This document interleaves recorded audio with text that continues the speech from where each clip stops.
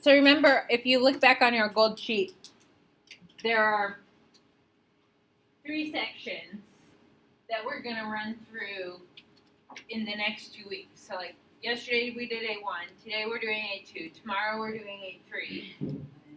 We're going to review and we're going to quiz at the end of the week over the 3 sections, but it's only going to be about sequences. And then Monday we're going to restart. We're going to go A1, A2, A3, and A4. I'm going to add in there. And that's all going to be about series. And then we're going to test at the end of next week. Okay.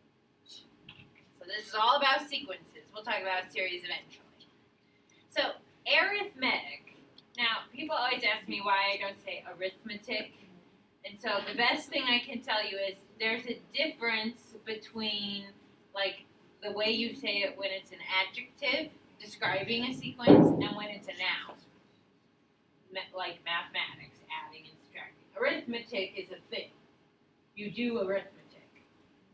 Arithmetic sequence is an adjective to describe a special type of sequence. So, arithmetic. And what an arithmetic sequence is it means that the difference between consecutive terms is constant. So when I talk about a difference, what mathematical operation does that imply? Subtraction. So it means if you take a later term minus the previous term, so like a sub 2 minus a sub 1, it's the same as a sub 3 minus a sub 2, which is the same as a sub 4 minus a sub 3, so on and so on.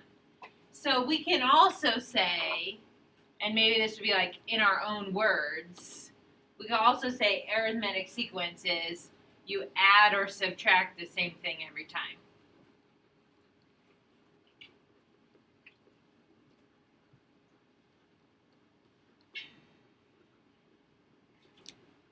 So you've seen some arithmetic sequences on that homework and in our examples yesterday where it was like plus 4, plus 4, plus 4, plus 4, or plus 2, plus 2, plus 2. If you keep adding 2 every single time, that's arithmetic.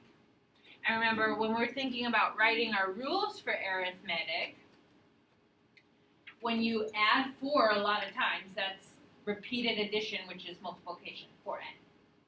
If you're adding 5 multiple times, that's going to be 5n. If you're subtracting 2 a whole bunch of times, that's going to be negative 2n. And that common difference is denoted by the letter D, a lowercase d. Okay, so you'll want to be able to say D equals. In all those problems you were doing yesterday, if you were doing plus 4, plus 4, plus 4, you would say D equals 4. So that's called the common difference. So here's an example, 1, 5, 9, 13.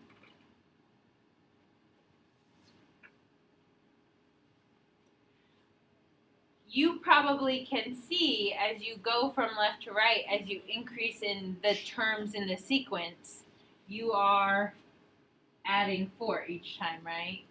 So it's like 5 minus 1 is 4. 9 minus 5 is 4. So you always take the later term minus the previous term when you're doing the difference. Okay? And then we got a plus 4 here. So we can say this is arithmetic. D is equal to 4. And on the next slide, I'm going to give you some different versions of formulas for arithmetic. But I will say this. You could be really good at writing the arithmetic formula without having to actually plug into a formula. So like yesterday, if we kept adding 4, we're going to start our a sub n with 4n. And then as we start like checking to see if 4n actually works, that would mean that a sub 1 is equal to 4 times 1, which is 4. But it's not. A sub 1 is equal to 1. So how would we tweak that formula? It's 4. we want it to be 1 minus 3. Okay. So if we do that, then that's equal to 1. And then maybe like check another term. Does it work later on? So I'm going to jump down to a sub 4. That would be 4 times 4 minus 3, which is 16 minus 3, which is 13. Is that the 4th term? Yeah. Okay, so then I'm pretty confident I wrote the right rule, right? So it's true. And we also talked about yesterday, if you were going to graph that, what would the graph of that one look like? It would be increasing, and the points, although discrete, so not connected, if you thought about connecting them, they would lie on a straight line, right? We said, essentially, this arithmetic formula, it looks linear, right? So you're thinking about linear functions, mx plus b. Okay. The common difference is like your slope.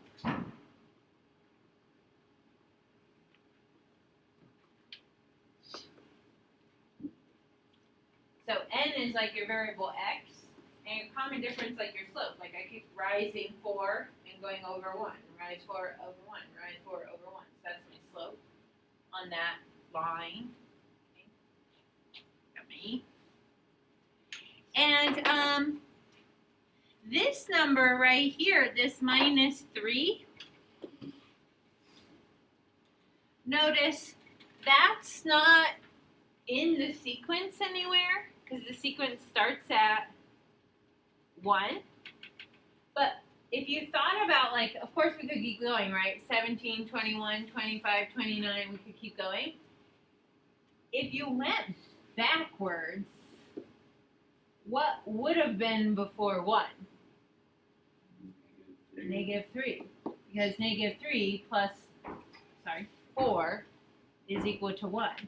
So that, I'm shaking my board, that negative 3 is like your a sub 0 term. So that y-intercept right here, that's like a sub 0. Now we didn't really talk about a sub 0. I think I briefly mentioned that like maybe sometimes you'll see people use an a sub 0. Okay, then start at 0 instead of 1. We usually start at 1. Okay, but you can think about that y-intercept or that value that you're tweaking your arithmetic sequence with. It's the thing that would have came before the first term. So if you know your first term, just think about the thing that would came before. Okay, so now finally you guys see the formula. This is the rule, or you could think about it like a formula for arithmetic sequences.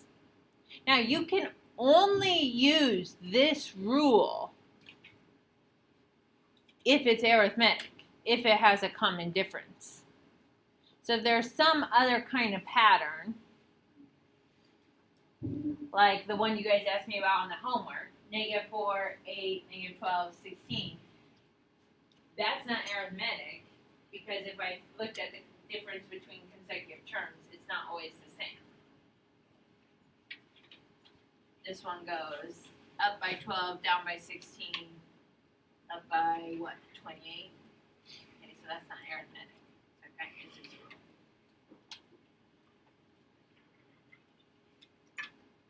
Okay, this is the rule the book gives you. This one, you know, like you can tweak this formula any way you want. I kind of like a different version of it, where like I would do a sub n equals the common difference, because that's like my slope, right? So I like my slope to be in front, times n minus 1. I like my d to be in front, because then it looks like I'm going to distribute to the n minus 1. And then I just have to add the a sub 1. So like that's the same thing, just kind of rearranged. But I think some people do better on this one because they say, okay, distribute. On this one, you still have to distribute d, but you distribute it like backwards, which just, for some people, they don't like it. Okay, whatever. But I actually don't memorize that one. Okay. I like to use a sub n equals d times n, because remember that's what we said before on that last example, right? If I'm going up by 4, I'm going to write 4n. If I'm going up by 7, I'm going to write 7n. And then you could do a plus a sub 0, which was that thing I showed you before. Like, if there was a term before the first term, what would it have been? That's the number that you want right there. Okay. So you can take your pick as you're working on homework. No, I just like this one because it seems a little simpler. But either one will work.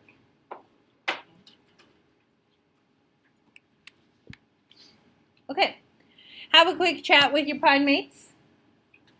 Are these sequences arithmetic? Why or why not? So that would mean you have to talk to them.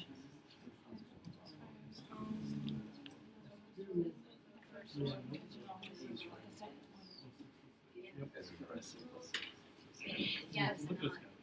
What? You're adding the top one. You're adding 4 at first, like the first 3 numbers, and then like -2 to 0. You're just adding 2s. Oh, well, then you go back to 4.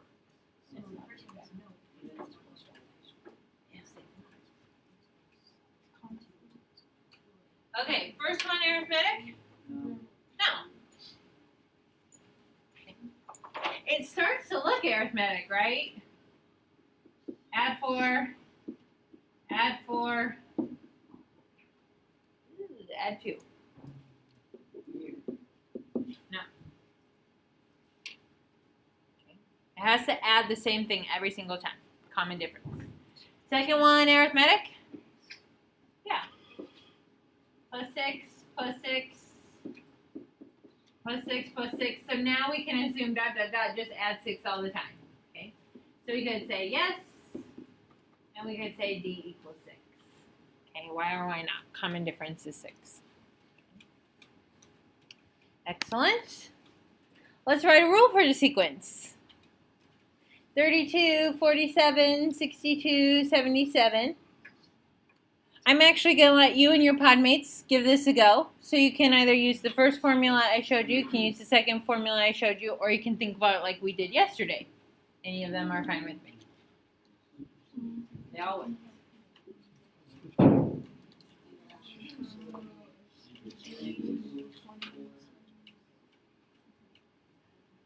wait, so the first one would be 32.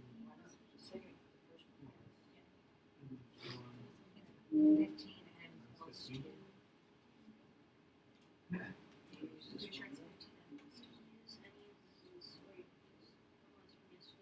Yeah, you didn't have a formula yesterday. You just like thought about it and came like tried things until you found it.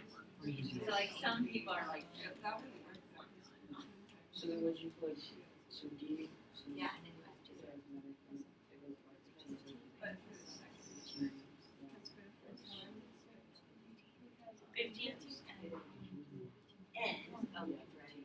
Plus, and then you would have to figure out what a sub 0 would be, because we're going to assume 32 plus is semi-1.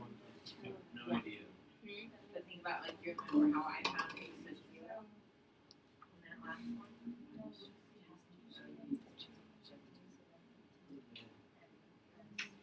Yeah. Okay, I'm hearing really good things around the room. First of all, we're noticing a pattern, so it's arithmetic, and we know that D is equal to 15. Okay. I'm going to show my personal preferred rule, because I feel like it's the least amount of work, and you know me, I'm kind of lazy every now and then. Okay, so A sub n equals dn plus A sub 0, right? So for me, my rule would be A sub n equals 15n plus... And then I have to figure out what A sub 0 is right here. Well, these are A sub 1, A sub 2, A sub 3, A sub 4. So to get my A sub 0, I had to think about what would have been before 32. So basically subtract 15, and that number is 17. You could also, if you were doing that like yesterday, you would think about, okay, but if I put in 15, if I tried a sub 1 equals 15 times 1, that's not enough, right? It's only 15 and it's supposed to be 32. So we'll have to add to it. The answer is still 17. So that would be like yesterday when you didn't have a rule. I am going to demonstrate for you the one the book uses in case you like to use the book so you look at their examples.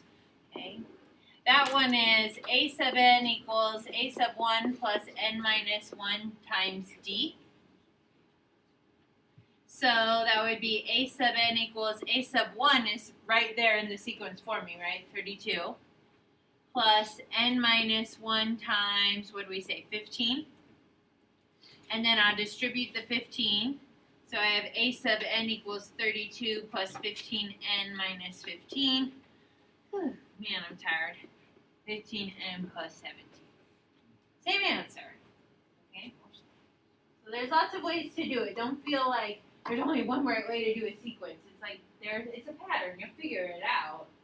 Okay? But if you want a rule, you can use one of those. And then how would you find a sub 20 down here? Yeah, that was that thing yesterday. I said, like, we're finding explicit rules. So explicit rule in a sequence means all you have to do is plug n, that value in for n, and you've got the 20th term. Can someone give that? Oh, wait, that's easy. 15 times 20 is what, 300? So 317.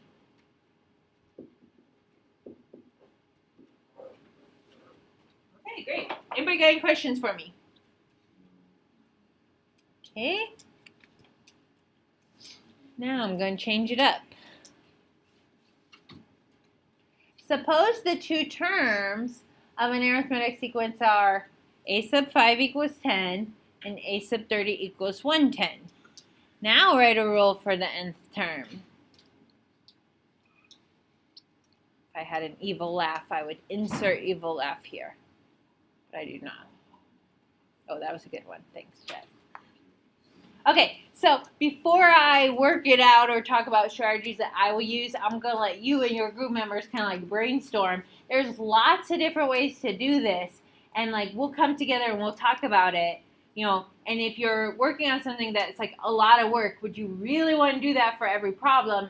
Can you find some patterns that would maybe make it less work in the future? But I'll let you do whatever you want to do. Okay, so see what you can come up with.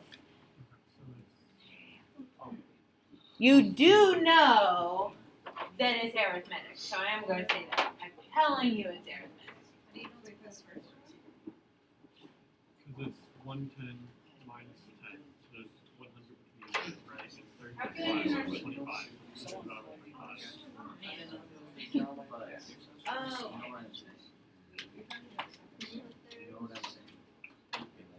It's all one problem. Yeah. You lost me. Okay. It's all one problem. Yeah. It's the same sequence.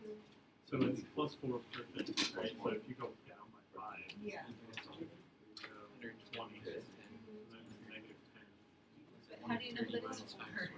Because 110 minus 10 is 100. But how do you know to do that? Because, well, okay. Wait, 6 hours Alright, cool. So 4, negative 10, You guys so got some ideas? A of Is that what you think about doing? instrumentality. G, I'll get 5, 4 minus plus, negative 4. 25, like, in between 5 and 30. And then Is there's it 100 5? between 5 and Yeah, 100. that's just minus 10. The 25. Or You the- can have a 4. And there's something in there. 30, 32, Think about that. So basically, Maybe re-explain if anybody has questions about how you got that, and then like, if you find that, how can you now keep getting a rule? You guys got some ideas? I mean, it makes sense when you did. I'm just like,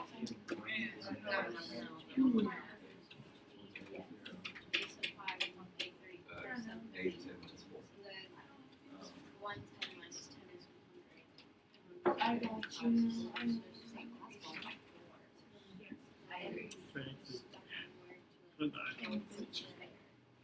There's definitely no reason to fun that. That's actually cool. I like that. Well, D equals 4 When pi. it asks for a rule but it ends in term, it means like your final answer should be some Environmental consequences of spectrum. So then I could say, no, if I mean 60th term, Abby, if I mean 4th term, that's what it says. That's all I can think about. Good, I like where you're heading. Good information. Okay. So, what's the problem with this? Because it doesn't know you. In between A Like, and why isn't it nice and there's So why do you put in the ocean? 110 minus 10. Another person. So that means you have to go for And you don't have like the terms that are defined that now, distance you have to between have 25 numbers. Why do we deal with When you put it like that, now I understand. Is there a way for you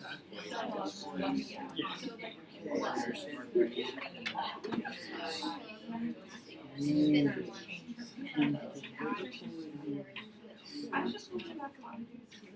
That would be fun. And we would even help everyone. Do whatever you want with the rest of the money you have. That's way tough.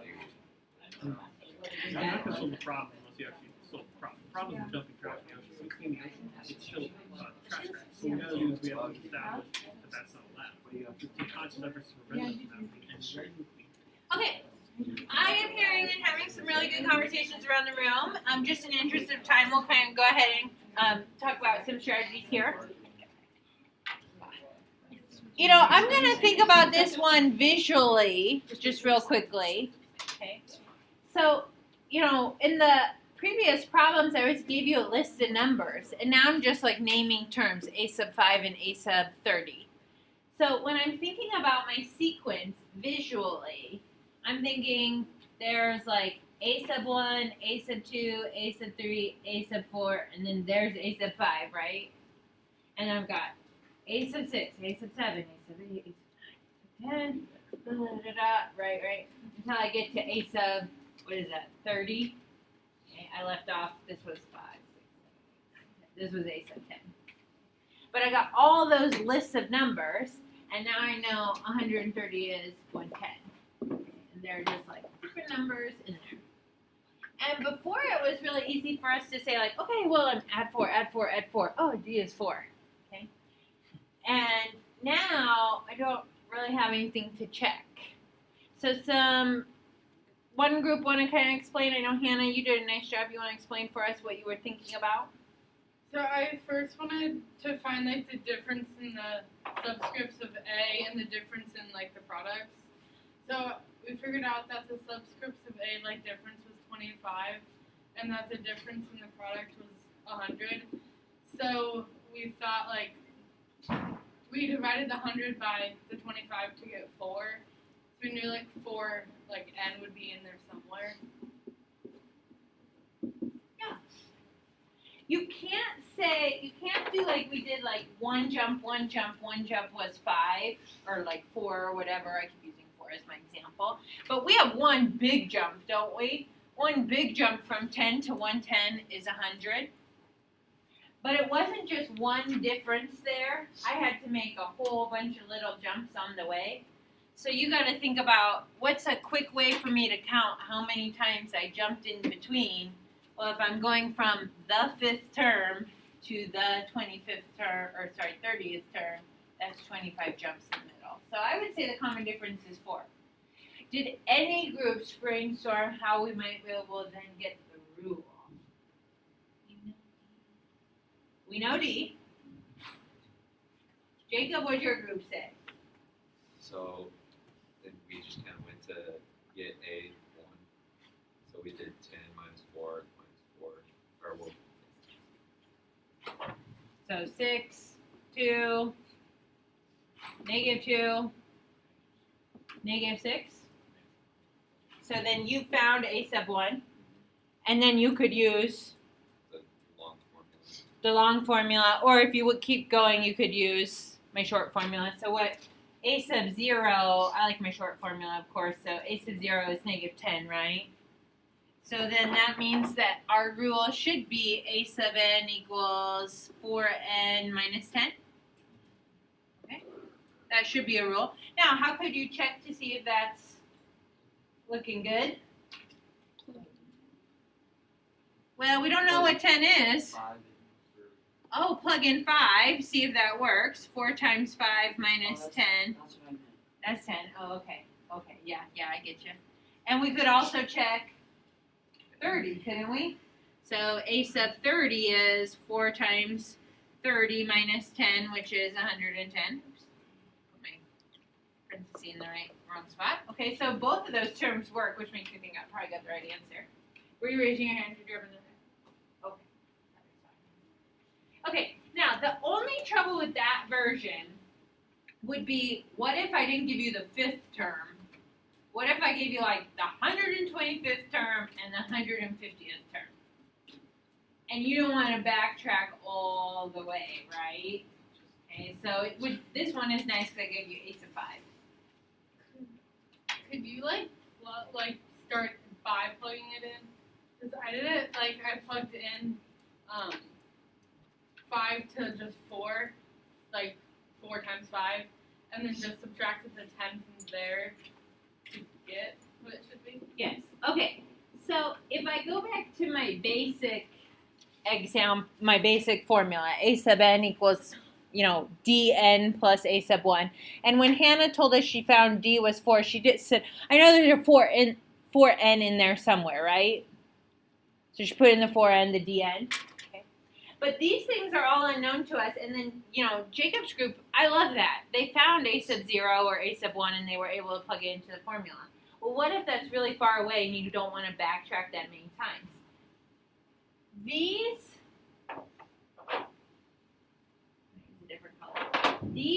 pieces here where you have terms, a sub 5 equals 10 and a sub 30 equals 110. Remember, on the graph of our sequence, those are ordered pairs, aren't they? Our input is 5 and our output is 10. So this is like the ordered pair 5, 10. And this is like the ordered pair 30, 110. That's n and a sub n. N and a sub n on the graph. So in this formula, I could substitute 5 for n and 10 for a sub n. So if I do that, I would get 10 equals 4 times 5 plus a sub 0. That's 10 equals 20 plus a sub 0. And then a sub 0 equals negative 10.